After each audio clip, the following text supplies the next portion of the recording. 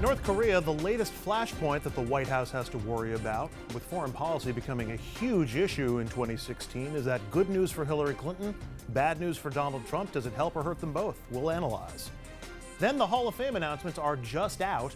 We're going to tell you who's in, who's out, and whether that man, Mike Piazza, will have his own plaque in Cooperstown. Also, Bill de Blasio sure had a rough 2015, but is his 2016 shaping up to be any better? We're going to talk to the City Hall bureau chief for the New York Times about whether the mayor will see better times this year. Good evening and welcome to RFL. I'm Andrew Whitman, in tonight for Richard French, and we begin in North Korea, where state television announced that rogue nation successfully tested a hydrogen bomb. That's got the international community scrambling to verify whether it was indeed an H-bomb. Today, North Korea's alarming claim that it successfully tested a hydrogen bomb for the first time, sparking condemnation from around the world. I demand the DPRK cease any further nuclear activities. The UN Security Council holding an emergency meeting today following the televised claims that a 5.1 magnitude earthquake near North Korea's nuclear testing facility was caused by a hydrogen bomb, a weapon that can be 10,000 times more powerful than atomic bombs like those dropped on Hiroshima and Nagasaki in World War II. The U.S. immediately launched so-called nuclear sniffer planes to determine whether the claims are true. The initial analysis is not consistent with the North Korean claims of a successful hydrogen bomb test. If the claim is later confirmed, this would be North Korea's fourth time testing a nuclear weapon since 2006, but the first time testing a thermonuclear weapon. But experts are doubtful, explaining yesterday's explosive results were too small to be from even a failed hydrogen bomb test. They're bragging, they're puffing themselves up. They don't actually have the capability to obliterate the Korean peninsula. The bad news is that they're trying. So now we have North Korea to worry about again. It's just the latest problem that the next president is going to have to deal with. You've got ISIS. They are certainly not going away anytime soon. And now you've got Saudi Arabia and Iran in the middle of a Muslim Cold War. And in such a volatile world, do voters really want a guy like Donald Trump or Ted Cruz with their fingers on the red button? Let's get to our panel for some discussion and analysis. And we're joined tonight by Richard Brodsky. He's a former Democratic New York State Assemblyman, now a senior fellow at Demos and a professor at NYU. Welcome back. Dominic Carter is here, political journalist and author. Have I been gone? And Bill O'Reilly. You've been gone for a couple of days. And Bill O'Reilly, who is a Republican strategist. Gentlemen, welcome. And I want to break this conversation into two parts. First, the Republican part. And you've got the anger candidates who we mentioned before, Donald Trump and Ted Cruz. And certainly I would think that international developments, if it's a foreign policy election, they may get some help because you get angry voters who turn to the angry candidates. Does who else get benefits if it's a foreign policy election? Does it help Jeb Bush? Does it finally have a negotiator, a successful businessman, a guy who can speak his mind, and you want to dump on him. How do you talk with your tongue in your cheek like that and still words come out? Trump getting the Republican nomination. Bill, who benefits on the Republican side if it's a foreign policy election, and certainly a foreign policy primary between now and the beginning of March, which is Super Tuesday? Yeah, I mean, I tend to think that the North Korean thing is a one-off public relations stunt. North Korea finds a way to jump in there every 6 months. But it is the latest brick in this house of a foreign policy in the election. It is. I think it depends on the electorate. There's some that would go with a Bush or a Kasich, somebody that's seasoned, that's got access to very good advisors. There's others that will go viscerally with the Trump, that's saying Trump's going to go out there and kick butt and go that way. I'd be more comfortable on the Bush side of that equation.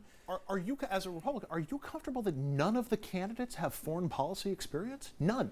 I mean, I'm perfectly well. You could say the same with President Obama, certainly. But that's one of your main criticisms. It hasn't been mine. But President Obama was elected in a domestic policy election. 2008 was really focused on domestic policy and ending the war, which was also domestic. You could question. I mean, Hillary Clinton has a great deal of foreign policy experience. Whether it's any good is a valid question. And we'll get to that part of the debate coming up. But Richard, do you see any Republican benefiting particularly if it's a foreign policy primary? The Republican primary is being run in an echo chamber, where there's a tenth of the country screaming at each other about stuff that the other 90% is less concerned about. That's the kindest thing I can say. How those crazy 10%ers are going to figure out their problems is absolutely beyond me. Bill? More than 10%. Yeah, bottom line, Andrew, Yeah, I really don't know if it favors one Republican candidate or not or another. I think that first of all, the White House has basically said that they don't believe that's the case. That's the latest With North Korea. With North Korea. But number two, the Republican base, and I hate to agree with Brodsky tonight, Mr. Brodsky. Yeah, Brodsky. But the base, I don't think the Republican base really cares in terms of they want their person there. The base is becoming so energized. I'm not willing to write them off for a general election. So Well, let me, because when word of the North Korean test first broke last night, my first thought was, this is going to be good for Republicans because a foreign policy election is usually good. My second thought is this might bring Jeb Bush back.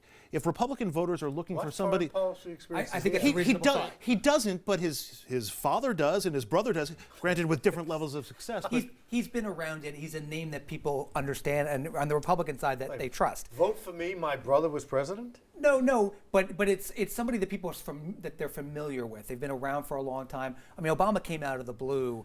How well do we really know Ted Cruz? He's been around for a very short period of time, or Marco Rubio for that point. But you do know the Bush family. You do have a sense of what they represent and where they come from. Kasich has been around a long, long time. You have a sense that he's a reasonable guy that's been in back rooms before. if the headlines between now and the beginning of March favor or focused on foreign policy and international relations issues, how much does that help the anger candidates? How much does that help Ted Cruz? How much does that help It's Donald irrelevant Trump? to the angry You candidate. really think so? Completely You really think so? Because they're angry. But this one, you don't think this would make them angrier? I mean, I think there's a. I think terrorism is good for the anger candidates, but this type of thing is at a different level.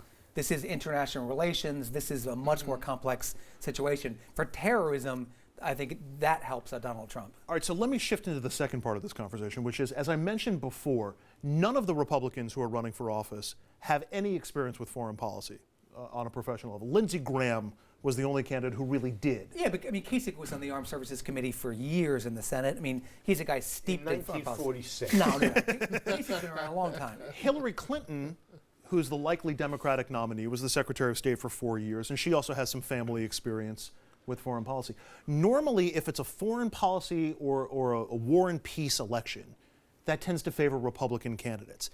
Is that the case in 2016? If the election is a foreign policy election, does that actually help Hillary Clinton this go around because of that experience? Again, until you know who she's running against, you can't really answer the It's question. hard, yeah. You got crazy people running in the Republican Party.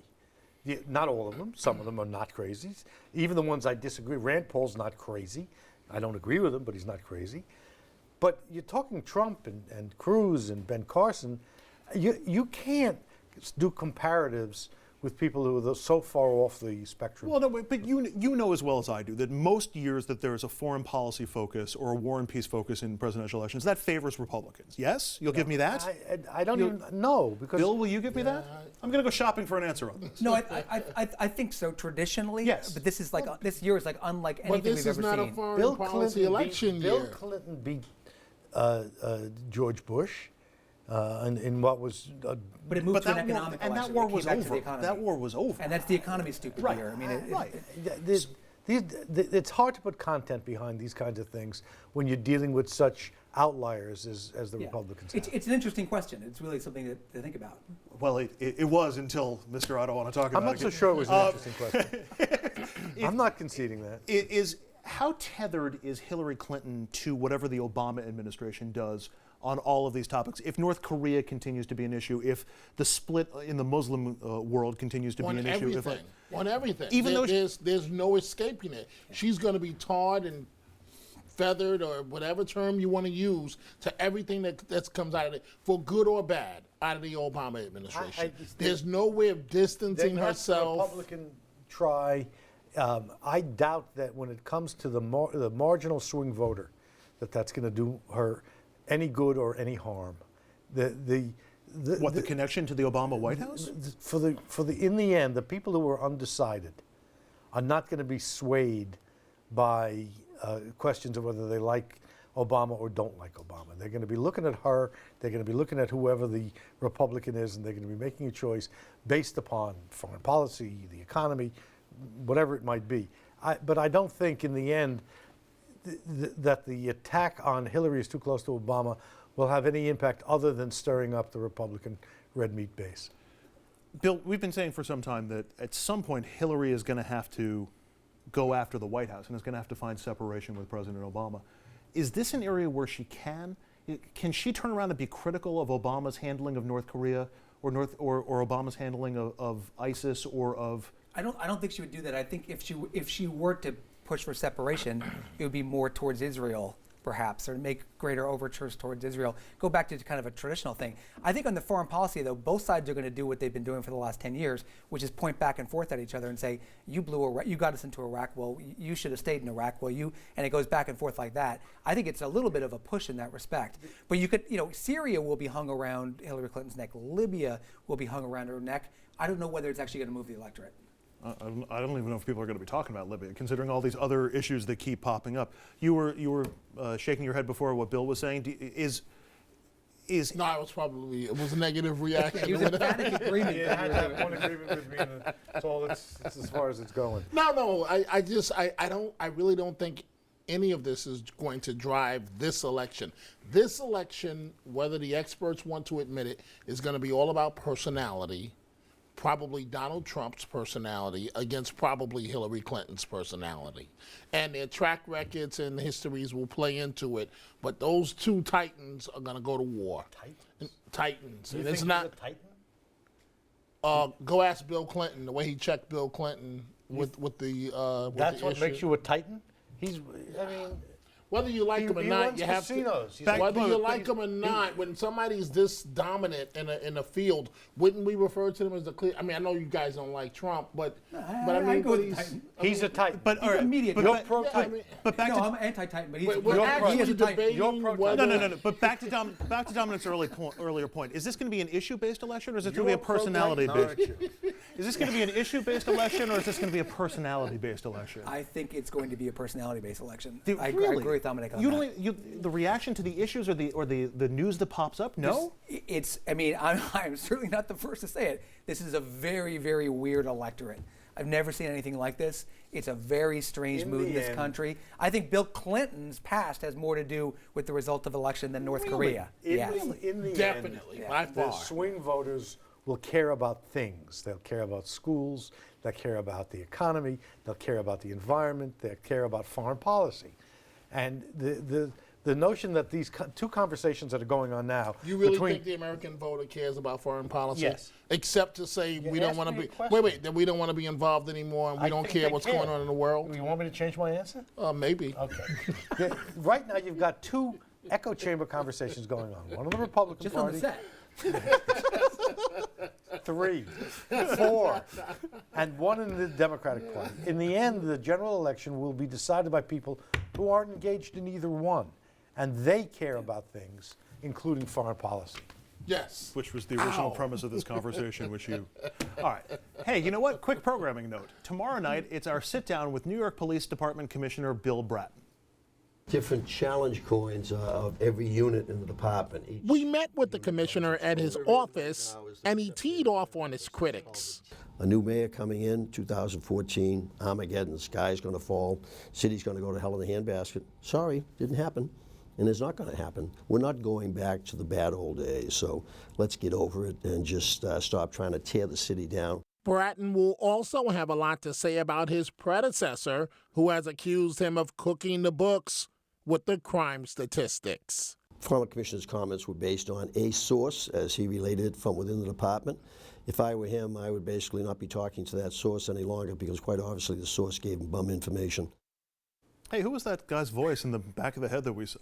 Oh, it's Dominic Carter. Oh, a presidential election based on foreign policy, right? That was not what you were saying. All right, Dominic's got that interview with Bill Bratton that we're going to have tomorrow. Bratton also has a lot to say about his predecessor, who has accused him of cooking the books with the crime statistics. It should be a fascinating interview, and we'll have that for you tomorrow night on RFL. Up next tonight on RFL, minutes ago, the Baseball Hall of Fame announcements were made. Did Mike Piazza make it into Cooperstown, or did he get snubbed yet again? That's next.